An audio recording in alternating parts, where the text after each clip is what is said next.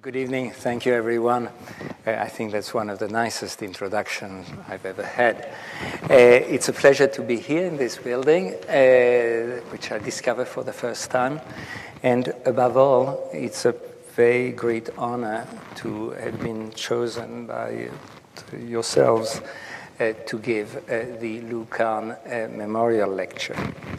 It's a pleasure because somehow today, we desperately need to remember, and that's probably why I selected the topic of this lecture, that architecture is not simply about images, but it's also about a few thoughts, and some of them were extraordinarily expressed by Kahn. I had the pleasure to hear him once when I was a very young student, and discovering that there is a depth to architecture. It's not all about surfaces.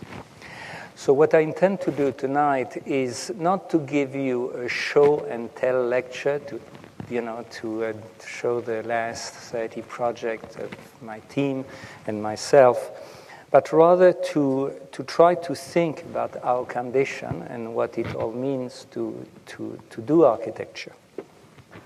So what I'm going to do is simply to intersperse certain thoughts about what architecture is, together with a number of projects, most of them ours, but occasionally some project by others, and try to take you on a short journey in terms of what architecture can be.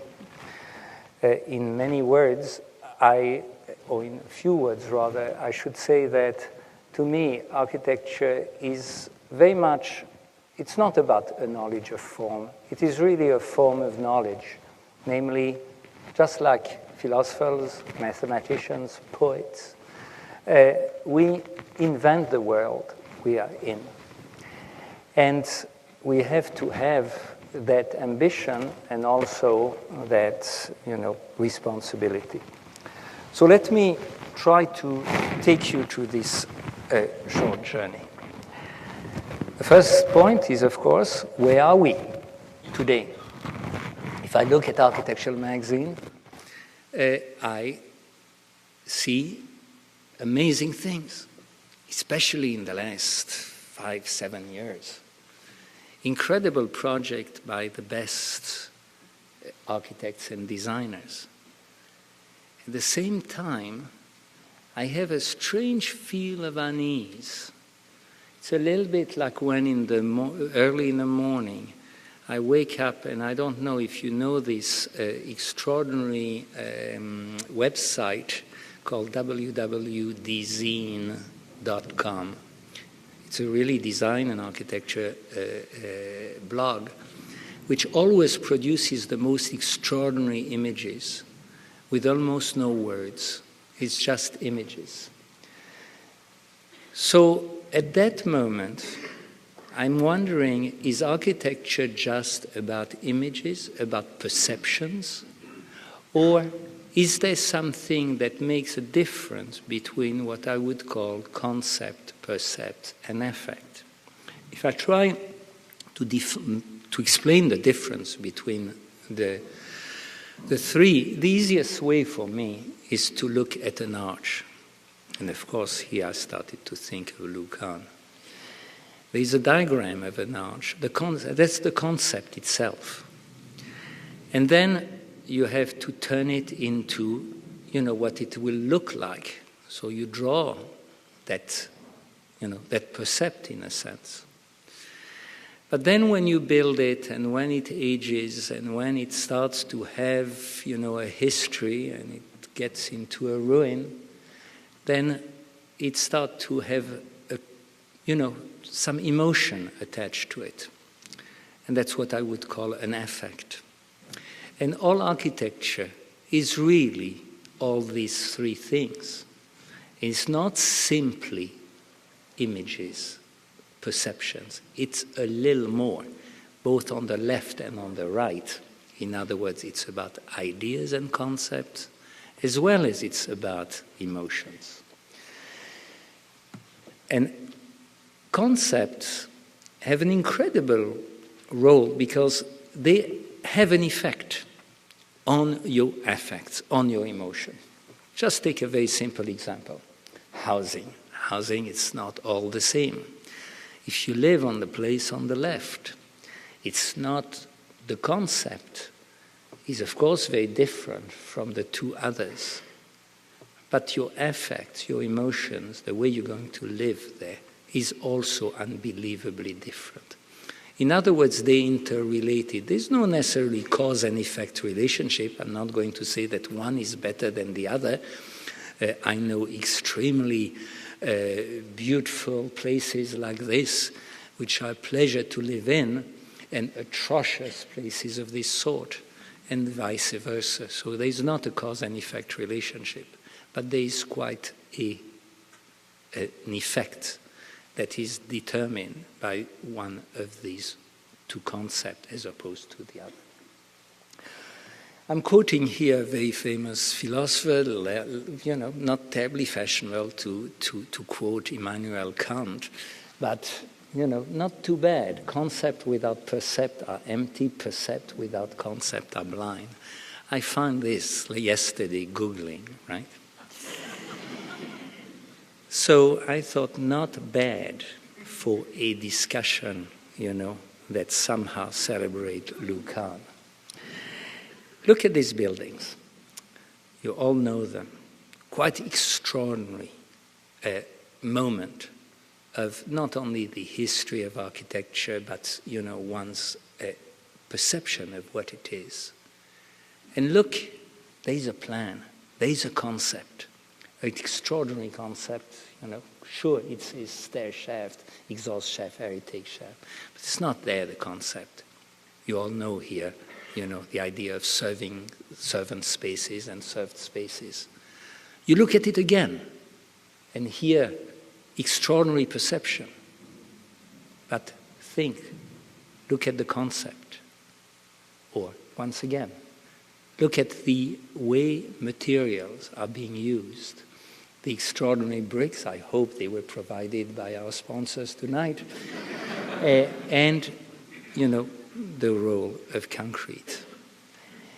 And you go closer, you zoom in, and you realize it's all about thinking as much as, doing and feeling. Hence the set of images, the color images that I showed you at the beginning, iconic architecture makes me feel often a little uneasy because I'm not sure if there is much of a thought, which there was in Lou Kahn's work. Look at this again. Quite extraordinary surfaces, but when you look behind the surfaces, it's almost like a nave and a church and the chapels, and it's still continuing the, a concept. And all those extraordinary products. For a long time I was obsessed with the idea of a drawing of architecture is architecture. And I don't know how often and how long I looked at those two drawings, the one as it exists and as what it could be. A pure concept at that time. Right? Let's look at living concepts. A lot of criticism against this type of architecture during a certain period, and a lot of nostalgia for this. But when that nostalgia gave birth to this, I was not so sure whether, what it had replaced was not just as good or possibly better.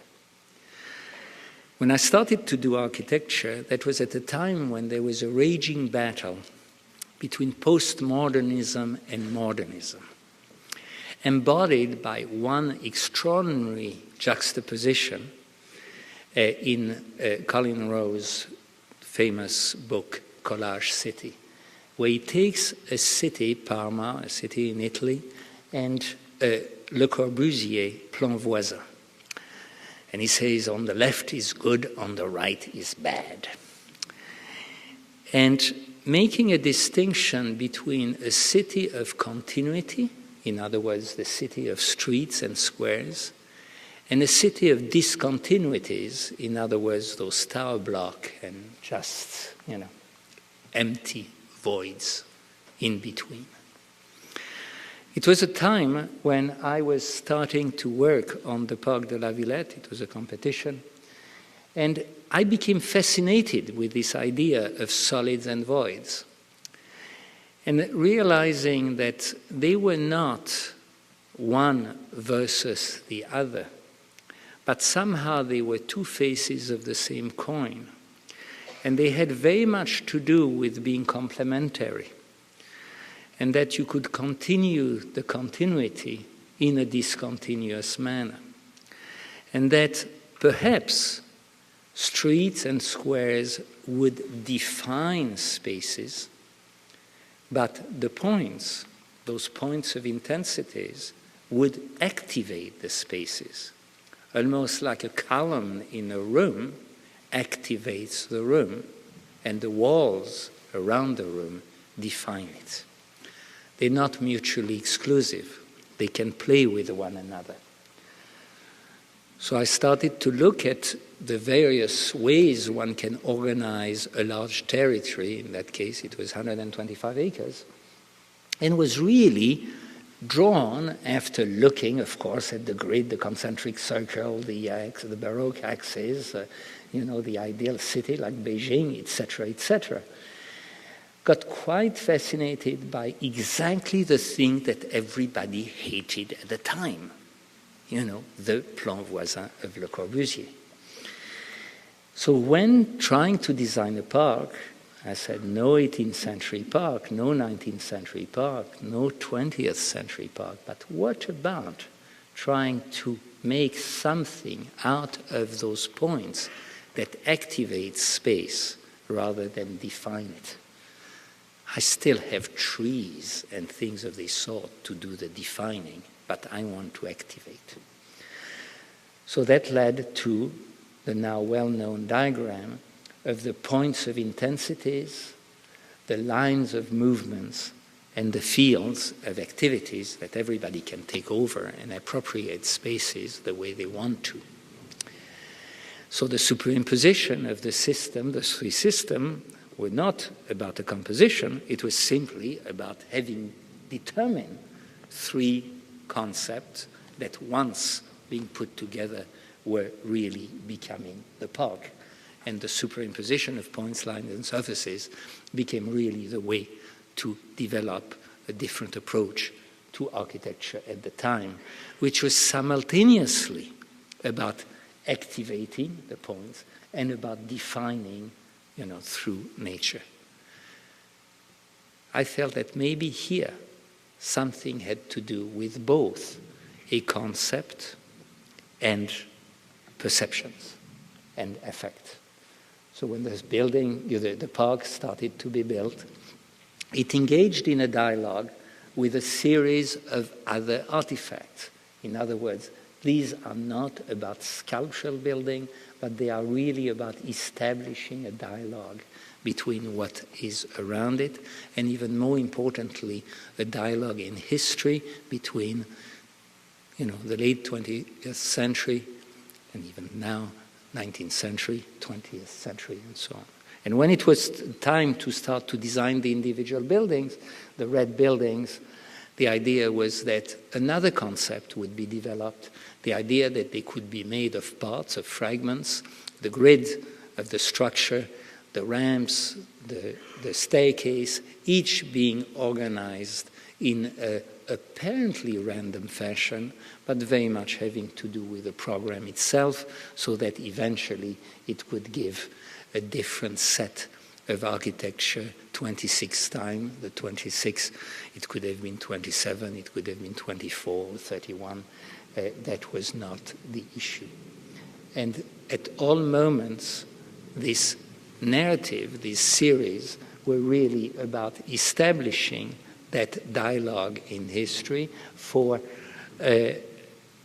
architecture is not about isolated building. And for example, when the superimposed moment of the grid would be sort of interrupted by the existence of a 19th century building, I love the superimposition It was a dialogue, not one being, how would I say, coercive and trying to dominate the other. They would really play with one another in the most playful way. And in the same manner, there would be a dialogue between the users, the visitors, the kids or the adults, and the architecture itself. In other words, architecture is about that dialogue, be it erotic, violent, or whatever, but it is about this. I was also interested in the idea that you didn't do a building in the, tabula rasa has never interested me. That's why the series of first building, these images that I showed, just started to show about architecture today with a question mark in the middle of nowhere, have always made me feel uncomfortable. I remember one time I'll show you this building in a few minutes. I'll tell you the anecdote when I get to that building. Context was interesting me even in terms of things which were happening in other parts, in other disciplines. I think it's very important that architecture is not only thinking about itself, but looking a little bit around at what other people are doing. We're talking about the 70s in Soho, just the time I arrived to move to America for good. And dancer Trisha Brown, instead of dancing in the white space of the gallery, started to use the rooftops in Soho. This is Trisha Brown in 1973. And she uses the fire stairs, the water towers, as protagonists to her dance, as partners almost. And that created an incredible, recognition for me that, hey, architecture is always playing about those constraints of the context and turn them into something new. So let's take this building. That's Le Fresnoy. It was an abandoned factory that had been used for all sorts it was also used for the entertainment of the factory workers in the north of France at the Belgian border. And it was due to be demolished in order to be turned in what they called an electronic Bauhaus, a Bauhaus for the 21st century, where artists would do crossovers. In other words, video artists working with performance artists and dancers, and sculptors would deal with also electronics and so on. So I went to visit the building. It had received its demolition permit, and I discovered inside quite extraordinary interior spaces, which were much too, they were like 40 feet high. My budget was low. I couldn't have done anything over 15 feet high. I thought, oh, wow. What about keeping them? What about taking this and putting, since everything was flooded and it had been abandoned for about 15 years, and there was a roofscape, I don't have a picture today of it, and I said, what about putting a big roof over them, simply to protect, not to have to redo all the roof. And inventing a concept of superposition, not unlike what we had seen with the superimposition at La Villette, but this time in a way that could allow me to preserve the existing building and its relationship with the neighborhood.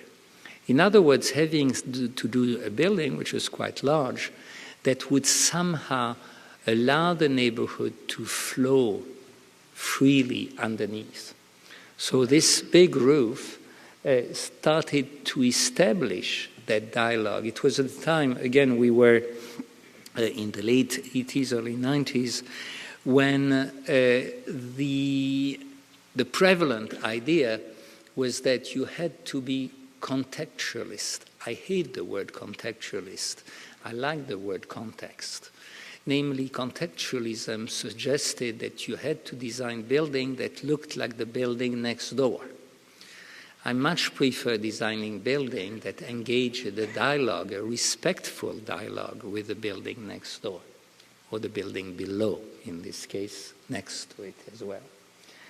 So it was saying, hey, doing this, we can create spaces that have never been seen before.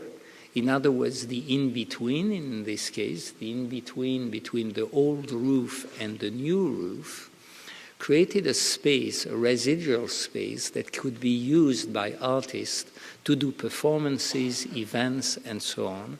And because it was a strategy and not a composition, was really developing a new type of place. And here is the anecdote. When I showed that project, just that it had been completed at an event at the Museum of Modern Art, Philip Johnson came to me and said, boy, this is wonderful, Bernard, but when are we going to see your shapes? And I said, Philip, I don't do shapes. So somehow, one of the thoughts that I started to develop is that architecture is not simply about forms. Sure, you do forms, you deal with, at the end of it, it has a materiality, right? So one of the architecture's most important function is its ability to generate ideas and concepts about the world we live in. Look at this. Someone who once upon a time was considered by architects as not an architect. They said, oh, Bucky, he's not an architect. But he was devising and developing concept, really important concept. And at the time today, when everybody is obsessed with the idea of envelopes, look at maybe where it started, consciously or not.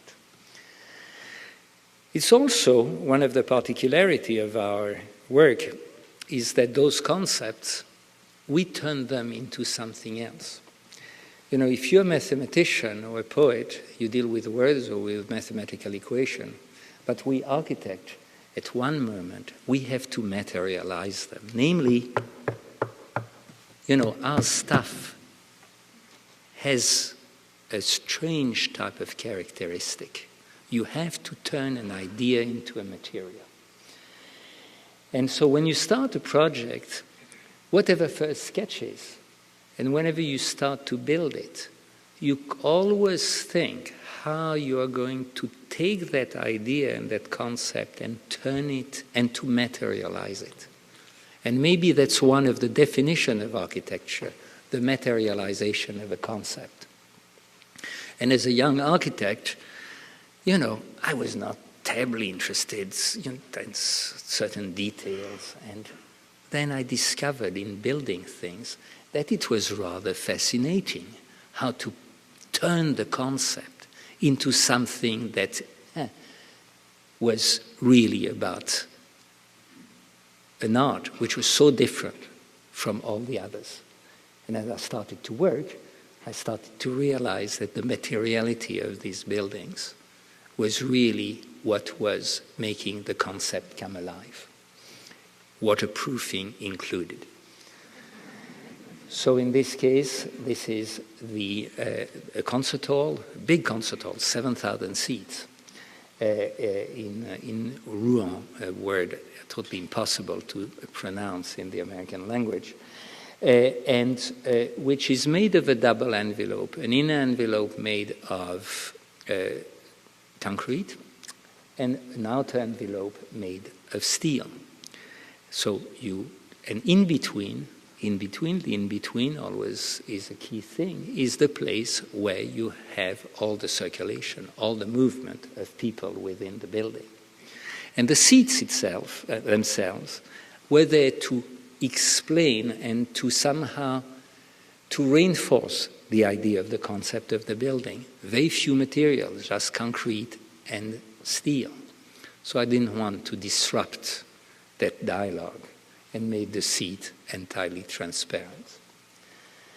So that's the building from the outside. The building was extraordinarily successful musically and in terms of the pleasure to be in. So we were asked to do another building in a site which was entirely different, but with exactly the same program. And I thought, what if I keep the same concept, but I change material. Namely, instead of having the outer skin being made, the outer envelope being made of steel, I make the outer envelope made of polycarbonate, translucent polycarbonate. And the inner envelope, instead of making it in concrete, make it out of wood. In other words, doing something where the concept remains the same, but because of what it is made of, the percept or the perception is entirely different. It looks different.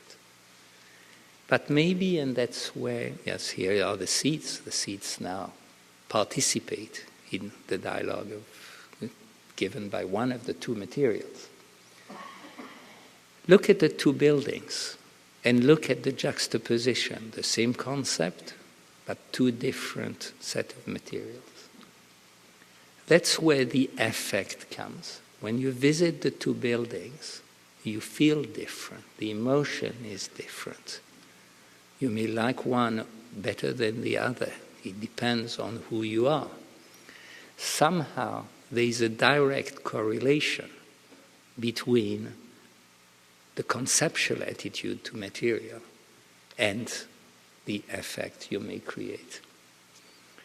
And so here I started to learn something about architecture. Concepts are fundamental. You can't replace them by simple iconic images. Just to give you an example,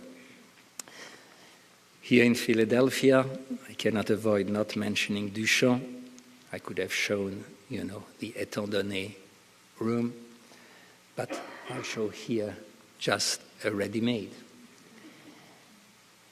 Architecture, the plan libre, was an amazing concept. I talked about columns activating spaces. Look at the difference between the walls that define and the columns that activate in the Strasbourg, town hall by Le Corbusier. Or The Endless House by Kiesler, done almost 3/4 of a century ago, and that architects today, in their blob phases and in their parametric phases, are still trying to emulate. That's a concept, the endless house. So architecture is a form of knowledge and not just knowledge of form. And that's why there's nothing wrong at looking at what happens in other fields, philosophy or mathematics or art, the art scene.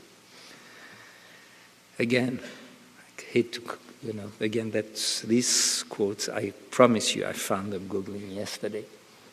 I love them. Content. Look at what it does. That's a small video gallery. We were asked to do, 5 architects were done each a video gallery in about 15 years ago in Holland. And I said, I'm going not to do what everybody else is going to do, which is a black box where you can quietly watch music videos. I'm going to make it as a glass room, totally open. And but the particularity of that glass room, that glass space, it'll be really made of glass. In other words, every single beam and columns will be made of glass. And at night, it will simply reflect the screens so that you do not know exactly what is virtuality, what is virtual, and what is real. And because the floor is slanted, it will actually destabilize the movement of your balance, of movement of your body in space, and make you even more aware of that relationship between your body and the architecture and the content of the building. And it will be the real glass house, because Johnson's and Meath's glass houses, when you would take the glass away, hey, you still would have the roof and the floor. Here, if you take the glass away, there's nothing left because the beams and the columns are made of glass. So that would be the real glass house. And then, to my great surprise, that temporary building They liked it so much in that city of Groningen in the north of Holland that they decided to make it part of the local museum. And ever since that day, every 3 months, they have events and artists doing installation. And what happens in the space completely changes what the space looks like. In other words, there is an interaction between the two. It's exactly like this room. If we use this room, as a concert, as a lecture hall, it's quite different as if we would have a string quartet, and I'm not discussing acoustics now. Or if you had a ring with two boxers fighting or wrestling. There is a correlation within the perception of architecture and what happens in it. Concepts are not images, that's the other point. In other words, to do something in the shape of a cube or of a blob is not a concept. This is not a concept, it's just a sphere with lines in it. In other words, a concept is something relatively complex because it always, in architecture, you never start from scratch. You're never in the middle of nowhere. You have a program, you have a site, you have climate, you have cost parameters. Here is a concept because it succeeds in transforming all those constraints into an extraordinary piece of architecture. It's not a gratuitous form. It's really a society statement that take into consideration climate, society, cost, etc., etc. We were asked about 6 years ago to do a master plan for an unusual place. Nothing had ever been built there before.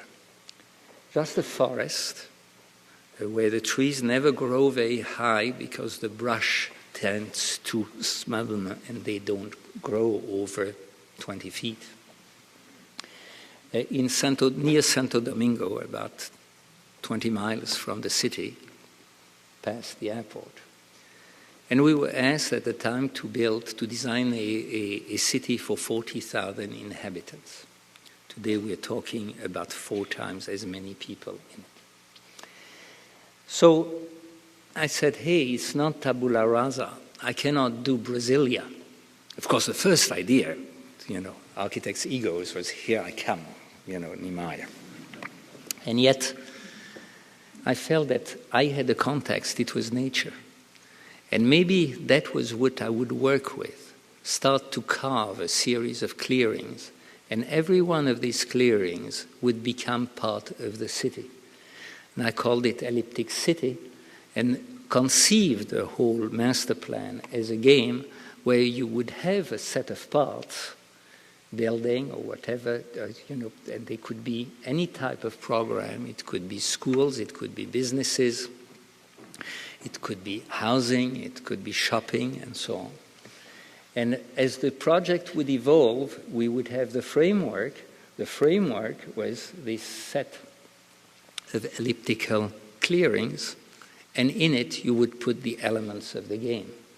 For example, one of the driving force of that particular project is a business center with 8,000 offices or people working in offices. It's a financial center taking advantage of this sort of hub between the North America and Latin America. But that's only a small part of the project. The scheme is roughly, the site is roughly 4 miles by 2.5 miles. So this is only one part of it. And each of the buildings were literally working as individual moment that would, and here I get again with the solid and voids. I'll come back to that. The project is going ahead today, and we are building the first of these buildings. You can see some images as seen from the highway, which will be the headquarters of this organization, the IFCA, or Independent Financial Center of the America, with a sort of lookout Let's check literally what happens in the development of the whole area. In other words, something which becomes derived from the circumstances of the site and the program. There's always a context, and there are always constraints. Just before we started this evening, I was talking with some of you, and someone probably contemporary to your president was telling me about a postcard he had found in a small Soho shop in New York. And that postcard said something like, showing a figure all wrapped up in, sort of ropes. And the statement said ropes and rules. There was perhaps a slight erotic connotation there, but the subtitle was very clear. It was, architecture is a game of constraints. If you play it, you better enjoy it. The constraints here, we have them all. It's, gravity and waterproofing and a few others. Every building, every period in history work on that. And you do masterful thing with this. That continuity of our constraints is quite a fascinating thing. Philosophers have the constraint of language. We have the constraint of gravity and a few other things. So a concept, as I said, is something which is relatively complex, and I'll show you again two buildings which try to deal with that, that juxtaposition of two ideas in order to understand better what they do.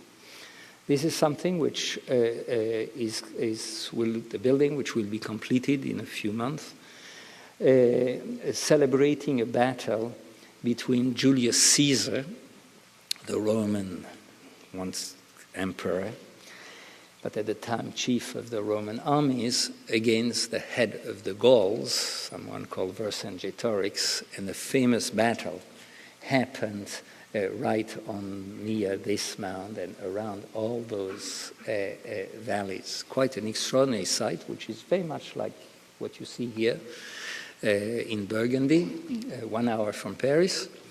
And there we were asked to provide two buildings, or one building in reality, at first to do a museum with a center of interpretation.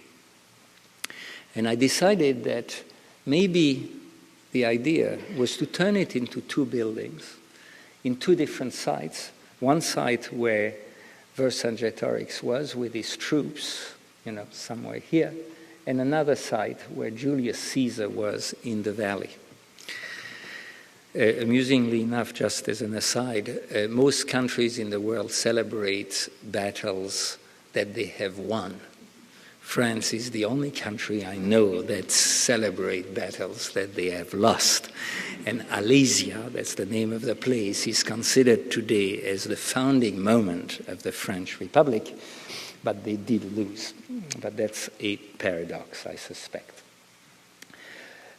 So one of the building is against the hill, the other building and has a circular shape because it is a museum, and museums are really good if you can get out at the same place as you come in. And if you do the section going into the hill, you'll see how we take advantage of digging into the hill so that the building is hardly visible. And it's all organized about that central space, that central void, which is really the beginning of the architectural promenade that takes you, And then the stones that we have dug into the foundation becomes the envelope of the building, so that it's really part of the concept. And that's the one that represents some of the artifacts of the museum and the Gauls themselves. These are some of the example of, the detail of the wall themselves. The other building is in the plain, and here is the entrance hall, this time quite different, with a major auditorium here, and again, exhibition spaces, but that's a center of interpretation. There are also educational spaces, there's a restaurant, there's a shop, and what you normally find. And there's at the top, and I'll come to this. Oops, I don't know if it's that dark. Do you see the trees here? Yes, no? No, I don't know. Okay, it's full of trees up there. In other words, the building this time is clad in a very, in a wood lattice. And so if I get to the next slide, this is the envelope itself. In other words, playing with some of the temporary fortifications that had been put together by Caesar, but turning it in such a way that it becomes a contemporary architectural vocabulary. And here are some of the images of the building as it is currently built. That's the interior of quite an extraordinary atrium as when you come into the building. This is a part of the restaurant with some of the reconstruction of the fortification. And here the envelope itself as it will appear. And as you walk around the exhibition spaces, you can look out and turn at 360 degrees and to see all the different camps. Julius Caesar had 23 camps in that area, and you can see many of them on the hills here at the back. And the building is then very much about all those circuits of the assailant, and of course those who were trying to defend themselves.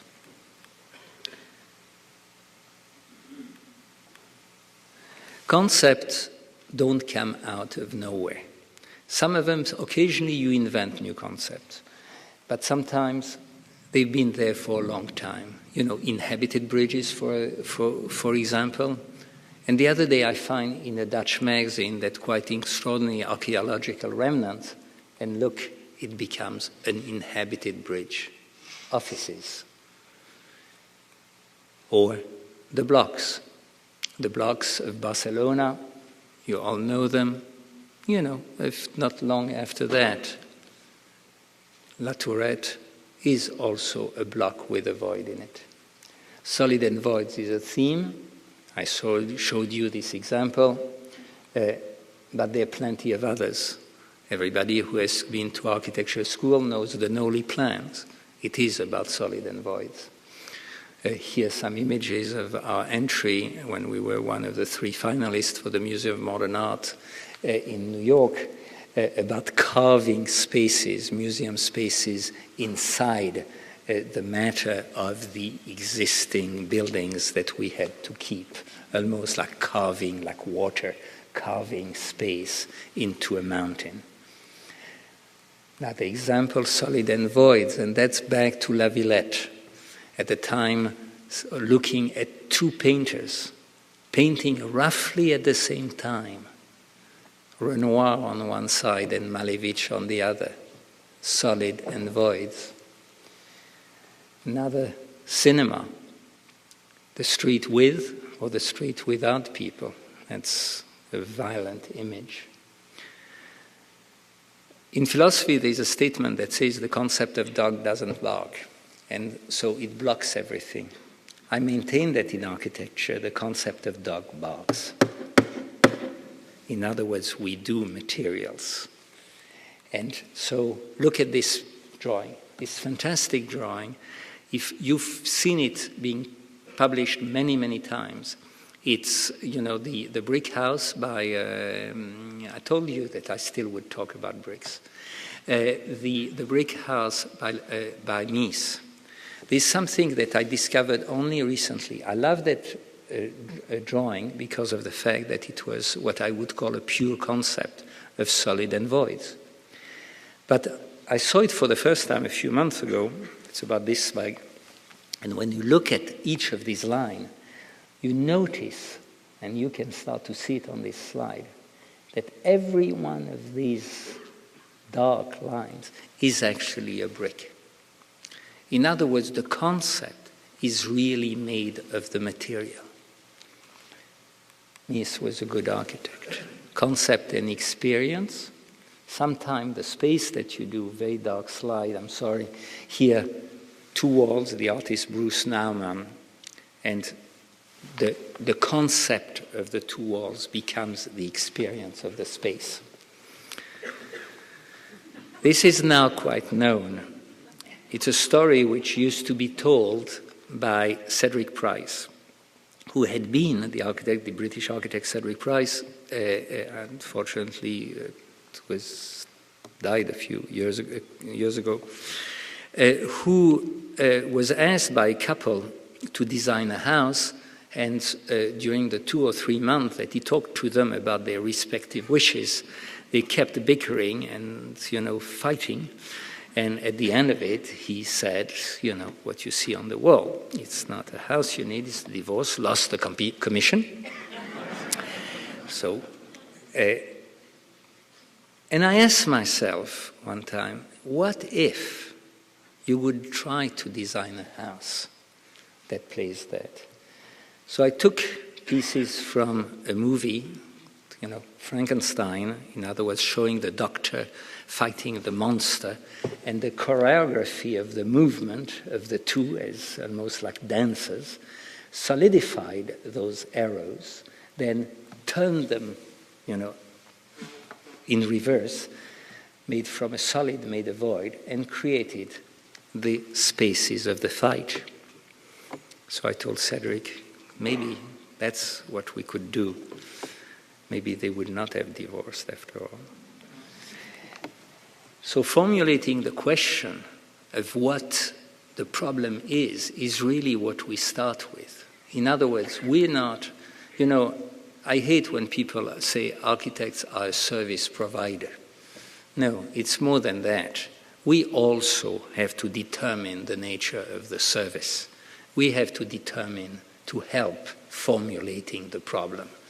Because our clients, however smart they are, they don't know all the things. We architects, I always consider us as generalists in a sense. We know an awful lot of things. We know, we know many things, but not necessarily in detail.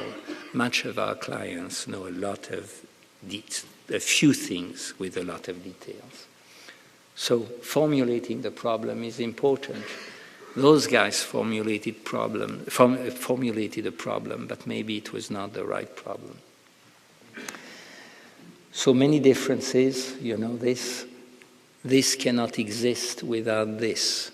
In other words, there is, again, the 2 sides of the coins, and we cannot forget it. Architecture is never neutral. Look, Terrani, with or without people, that's not quite the same building. La Villette, with a crowd or without, it's not quite the same building. So I'd like to show you now 2 last projects. One is a project, the other one is a building.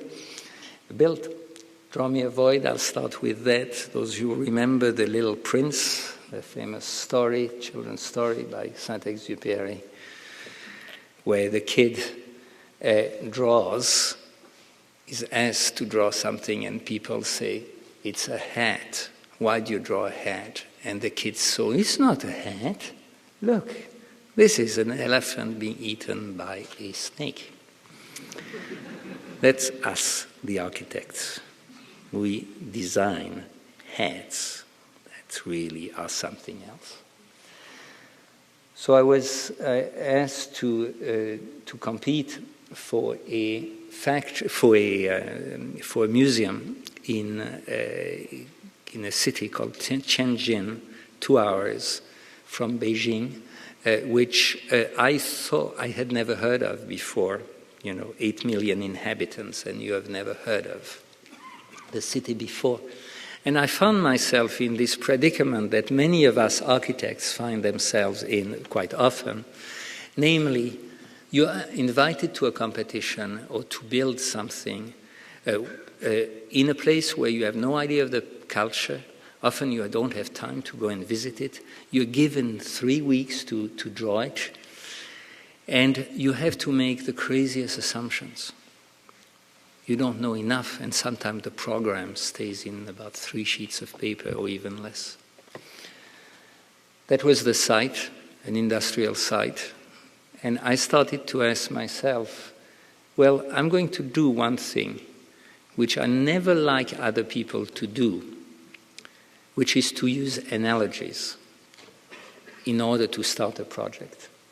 That was the site as it had been given to us, and they said the best thing you can do is to put 3, we had to do a master plan first, and you have to put the 3 museum and the concert hall in this particular manner, shopping here and here, a big commercial area.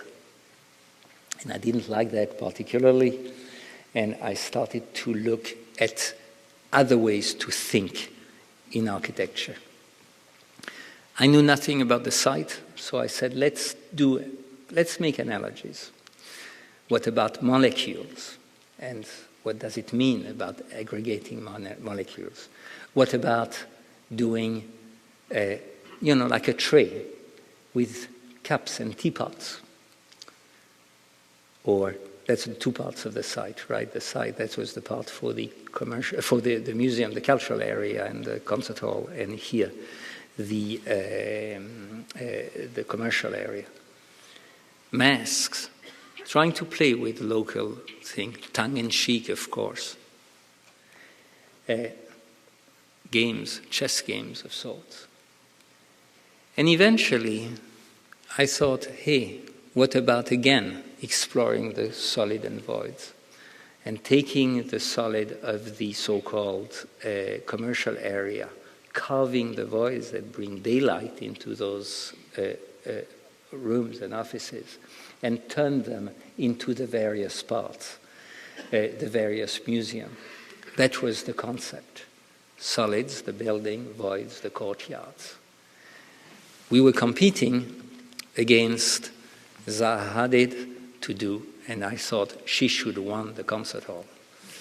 And MVRDV, the Dutch young firm, and I thought they should do the Aerospace Museum. And the famous Chinese architect would do the Museum of Local Arts. And we would do the Museum of Industry. So here they are, each of them, the solids taken out of the voids here. Our role, a little bit, look at this fantastic space we are in. It's about playing with raw voids. The raw voids, incredibly done in industry. So we worked on that, we didn't know the content. So the building became a play on this. So that's the penultimate building I wanted to show you. These, in a sense, are playing with general concept. To give an idea, now I would like to make a distinction between general concept and specific concept. Cedric Price, the non-planned project, taking a plan that a project that says it's not about a plan, but it is about education, and trying simply to take any industrial area and using old disused railway carriages in order to promote a different form of education. It's a general concept. Here some presented actually in the form of map. Or take Durand, the famous French Beaux-Arts theorist, inventing typologies in a sense, using the mode of classification that was used in the natural sciences, but applying them to architecture, a form of import and export, importing from another discipline, something that would benefit architecture. Or the case of Rem Koolhaas and his concept of bigness or of junk space. But they are specific concepts that could not be anywhere else, that can be only on their site. And I'll give you 2 examples, and I'll finish with this. The famous building by Libera, the House for Malaparte, also celebrated in movies and so on. There's no way you can imagine that house anywhere else than on this particular site. Quite an extraordinary piece of architecture that has obsessed many, many of us. In the case of the Acropolis Museum, we were in a situation which is relatively unusual. Imagine you as an architect being asked to design a building 300 yards from the most influential building in the history of Western architecture, the Parthenon.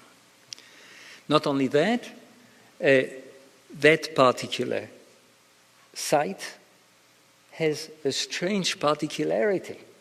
This is the site, it's filled with archaeological remnants, and they tell you you cannot touch them. They even archaeological sort of societies that want to block the building of being built because you are on such a site.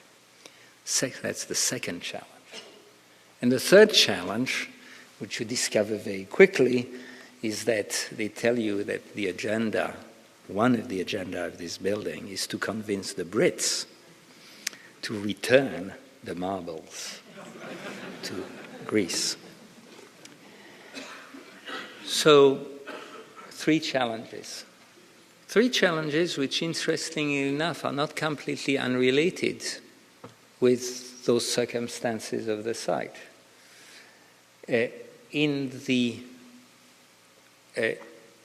On the top, we decide to build a rectangular room which can house the frieze, where all the general galleries are with all those extraordinary archaic sculptures. We place them, you'll see it in a second, in relationship to the street pattern, and the archaeological excavation below becomes the lower level. Look how it works.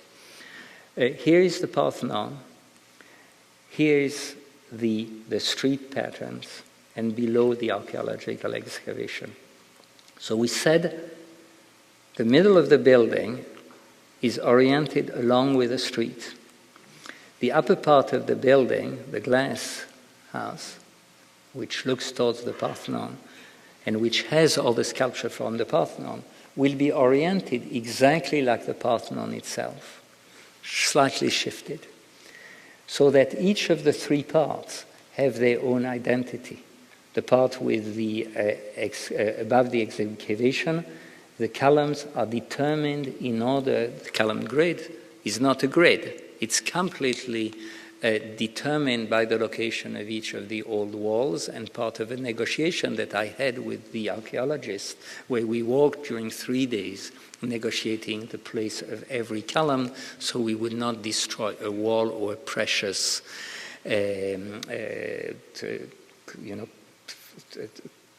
beautiful tiles and frescoes and so on.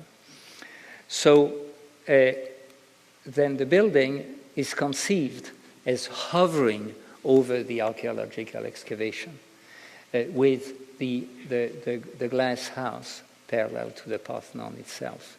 It's hovering, but at the same time bringing daylight throughout the whole building.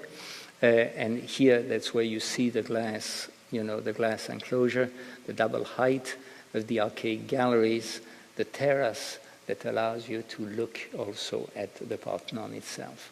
As all museums, we've seen it with the little museum in Alesia, it's always about a promenade, it's always about a walk. That's one of the fantastic things about museums when you design them, because it's both about space and time. You travel in space, you travel in time. So movement patterns are important. And the plan of the project, and here you see how it follows the street pattern, but here the actual configuration of the place where, like in an ancient Greek temple, you are able to put the frieze, the date has come back, and the core with all the fire stairs and shaft and elevators and all the stuff you need to make a building work. So the building, as you can see it here as an aerial view, And during construction, we just covered the field with gravel. The excavation were covered with blankets, with tarps, and then gravel, so that construction machines could drive past without damaging what was below. You see it? These are the places where we had prepared the ground in order to put the columns. The columns are a few inches away, sometimes only we say 6 inches away from the ancient walls, almost 2,000 years old. And this juxtaposition between the two technologies is quite extraordinary here, as we were playing very, very carefully with the stone, with the concrete, because I wanted the concrete to be the background of the sculptures themselves, not to use sheetrock or things like that, but really using the structure of the building as a means of providing the actual background of the building, not trying to emulate stylistically the columns here, but on having something which would be of an extraordinary precision and establishing a material dialogue rather than a formal dialogue. Things were quite fascinating because while we were doing this with very contemporary technology, you had the archaeologists who were still doing things, like they were done thousands of years ago, and with their little brushes trying to dig precious mosaic below ground. And still today, you'll see that they're still working in those areas. Look at the proximity of the new and the old. So this determines an extraordinary space, like at the Le Fresnoy, a found space which you make sing, in a sense. You reveal it as an architect. You turn it at something particular. And here, as you enter the museum, you're being aware that you're hovering over 2,000 years of history. And you enter the building, you see the 3 layers, the layer belonging to the excavation, the layer with the general, the archaic galleries, and here we'll talk about the glass house in a minute. So this relationship I was very proud of inventing after the Doric, the Ionic, and the Corinthian column, what some people call the Tschumi column, but I called it the tripartite column. That's the column that allows you to save the walls that are just in between. The floors, many of the floors on that level are made of glass, simply that you can reveal what happens below. And it becomes quite a spectacle. The little dots, in a way, become a theme throughout the building because they are anti-slip, of course. They are for people who have vertigo, but they are also sort of, in the case of some of the glazing, there's a fritting that sort of protects people from the glare. So that's what you see when you walk into the museum. You're completely aware of what is below you. And that idea of being as part of 2,000 years or 2,500 years of history is immediately what you see. And then as you walk through the museum, the marble sculptures have as a background the concrete of the building. In other words, the building has only 3 major materials, let's put it this way, which are concrete, glass, and marble. Marble for the floors. And the concrete absorbs the light, while the marble tends to reflect it. And it creates quite an extraordinary background, nothing at all what you would have with walls, nothing comparable to walls that are covered with cloth and fabric or with plaster. So the structure of the building becomes really a dialogue with the building itself. And quite extraordinary moments that you discover, just for the anecdote, I couldn't figure out why I was told that the torso is at the British Museum, the buttocks are at the Louvre, the head at the Metropolitan, but they left this behind, So, secrets of archaeologies. enormous, amazingly beautiful, remnants of the paint at the time, some of the decoration. Look at parametric architecture. That's no computer did that, and you can do extraordinary things in this manner. The hall that takes you into above the excavation is a slope. It's glass. You can see through. These dots that you see are actually acoustical sponges. They take again the theme of those, almost that fritting. They're much bigger, of course, and lead you to the arcade gallery. And here is again my point about the columns that activate the space. And the columns become the background, almost like trees in a forest. And the statues are being there so you can walk around them at 360 degrees, and they are oriented in such a way that they look like they're in a dialogue with one another. And at night it becomes quite a stunning moment of mystery, and when the crowd comes in, it becomes literally a dialogue over the centuries. The light, Greece is a place of absolutely beautiful light. We have a lot of that. And during the installation, we discovered a number of fascinating things. You see these enormous blocks. These are the blocks which are in Athens. The other half is at the British Museum. And these are replicas. But the reason they are so thin is not because they're replica, is that Lord Elgin, when he stole the marbles from Athens, in order to transport them, cut them in thin slices in order to move them, and they're only about 4 to 6 inches deep. That's why in London they call them the slabs, but in Athens they call them the blocks, and that's during the installation to establish the continuity. That's the director of the museum, Professor Pandamalis, an extraordinary man, an archaeologist, who without him, I think that building would have never been built. And the dialogue between an architect and a client is clearly, as we say, there's no good architecture without good clients. So here are the actual blocks, the old blocks, the replicas are very white. We haven't yet convinced the Brits to return their share of this. Okay. And so you see again how concrete plays with it. I'm not going to enter a whole dialogue about sustainability.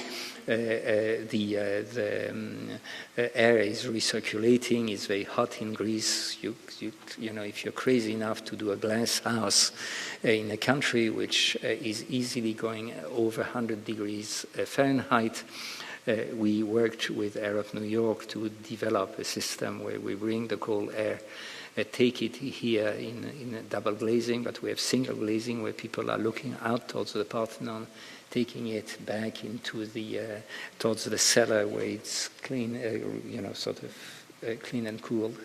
And here some views as with the extraordinary lighting. The slides look again a little dark on these images. And then simultaneously you see the Parthenon in that extraordinary moment between the 21st century and the building themselves.